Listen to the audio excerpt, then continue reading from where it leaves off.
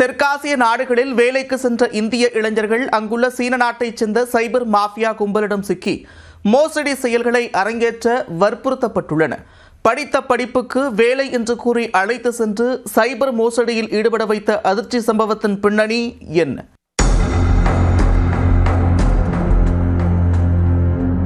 WhatsApp, Instagram, Telegram போன்ற cellphone செயலிகள் மற்றும் ஏஜென்ட்டுகள் மூலம் தெற்காசிய நாடுகளில் வேலைக்கு சென்ற இளைஞர்கள் அங்குள்ள சீன நாட்டைச் சேர்ந்த சைபர் மாஃபியா கும்பலிடம் வசமாக சிக்கியுள்ளனர்.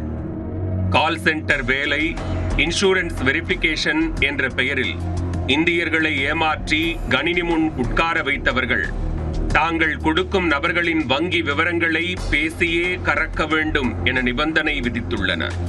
அதை டார்கெட் என்ற பெயரில் கொடுத்த நேரத்திற்குள் முடிக்க வேண்டும் என்று கூறி குற்றச்செயலில் ஈடுபட வைத்துள்ளனர்.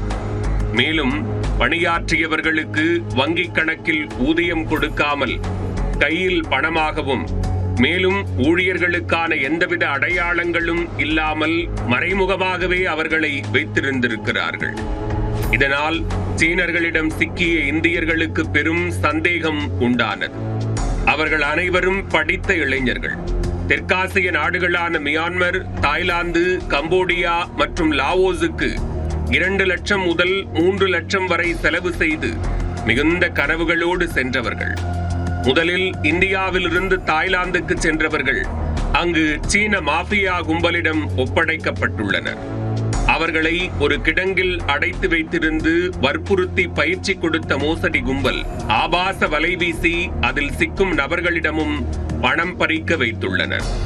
அதாவது அமெரிக்கா, ஆஸ்திரேலியாவில் வசிக்கும் இளம்பெண்களின் புகைப்படங்களுடன் கூடிய போலி கணக்குகளை தயார் செய்து அவற்றை சமூக வலைதளங்களில் உலவவிட்டு அதன் பின்னர் யார் இவர்களுடன் நட்பு வைத்துக் கொள்ள விரும்புகிறார்களோ அவர்களிடம் சாட் செய்து அவர்களை இவர்களின் வலையில் விழ வைக்க வேண்டும் என ஆர்டர் போட்டு சித்திரவதை செய்துள்ளனர். பின்னர் அப்படி சிக்குபவர்களிடம் $500 முதல் ஆயிரக்கணக்கான டாலர்கள் வரை கறக்க வேண்டும் என அழுத்தம் கொடுத்து மோசடியை செய்ய வைத்துள்ளனர். அதில் மிகவும் மன உளைச்சலுக்கு ஆளானவர்கள் இந்தியாவில் உள்ள தங்களது குடும்பத்தினருக்கும் நண்பர்களுக்கும் தகவல் கொடுக்க அந்த தகவல் மத்திய அரசுக்கு சென்றது. பின்னர் ஆந்திர போலீசாரின் உதவியுடன் மியான்மர் போலீசாரால் சைபர் கிரைம் மாஃபியா கும்பலிடம் சிக்கியவர்களை மீட்டு 3 தவணையாக விடுவிக்கப்பட்டு வருகின்றனர். அதில் சமீபத்தில் ஆந்திராவைச் சேர்ந்த 120 பேர் மீட்கப்பட்டுள்ளனர். இந்தியர்கள் மட்டுமின்றி இலங்கை, பாகிஸ்தான் நாட்டைச் சேர்ந்தவர்களும் அங்கு சிக்கியுள்ளனர். இதில் இந்தியர்கள் மட்டுமே சுமார் 10,000த்திற்கும் அதிகமானவர்கள் இருப்பதாக கூறப்படுகிறது.